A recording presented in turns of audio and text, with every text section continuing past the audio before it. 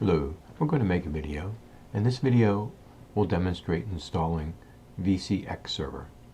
VcXsvr is a Windows X server software that provides for the ability to receive graphics back to a local device when running graphics on a Linux computer. Okay, first thing we're going to do is open a web browser, and we're going to go to VcXsvr download, and we're going to go ahead and we're going to use the SourceForge connection, and we'll go ahead and click download. Now we're actually using this for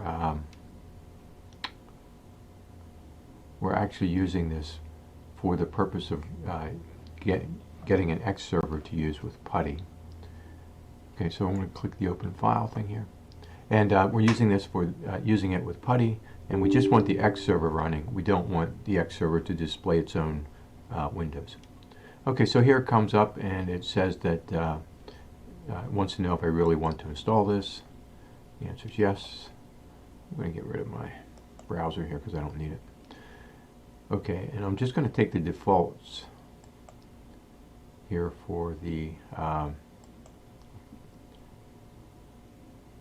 VcXsvr installation.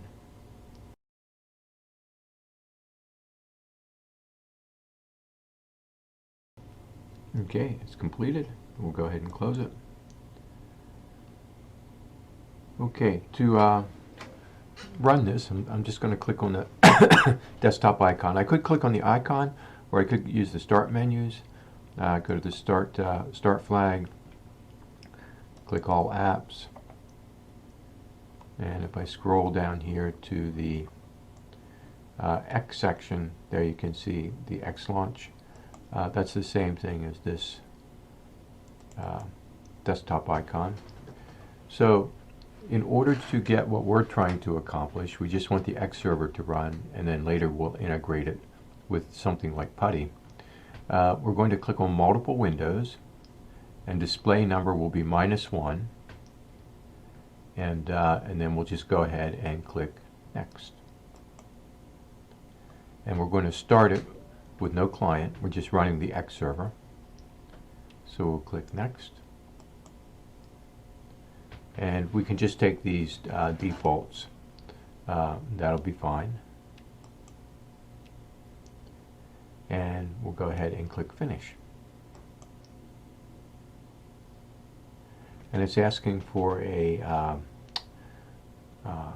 port to be opened in the firewall, so we'll go ahead and click allow access. And you can tell if you come down here, and you can see the little X running down here showing that it's one of the services that's now being run.